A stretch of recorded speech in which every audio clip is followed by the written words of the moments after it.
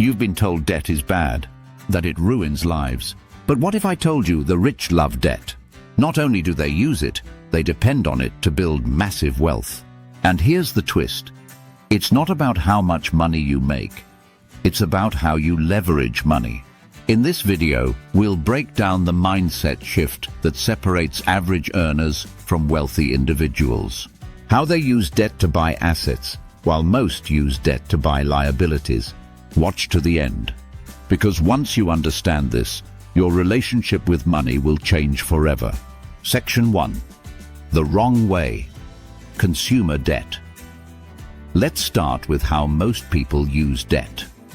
Credit cards for vacations, new phones, car loans for luxury vehicles, student loans for degrees they may never use.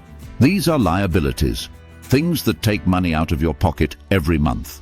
You work harder just to pay interest. Debt becomes a trap. You become a slave to your income. Section 2. The rich way. Leverage.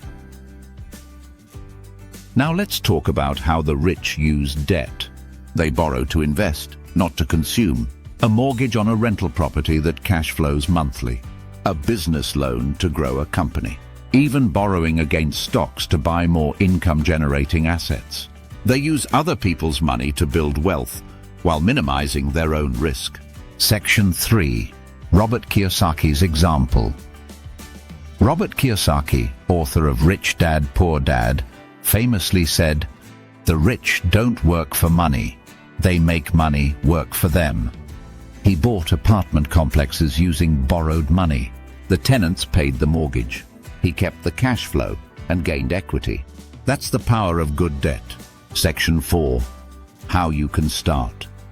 So, how do you start using debt wisely? First, stop using debt to impress people. Second, learn to analyze investments, real estate, online businesses, dividend stocks. Third, understand the difference between bad debt, credit cards, car loans, and good debt, income-producing assets.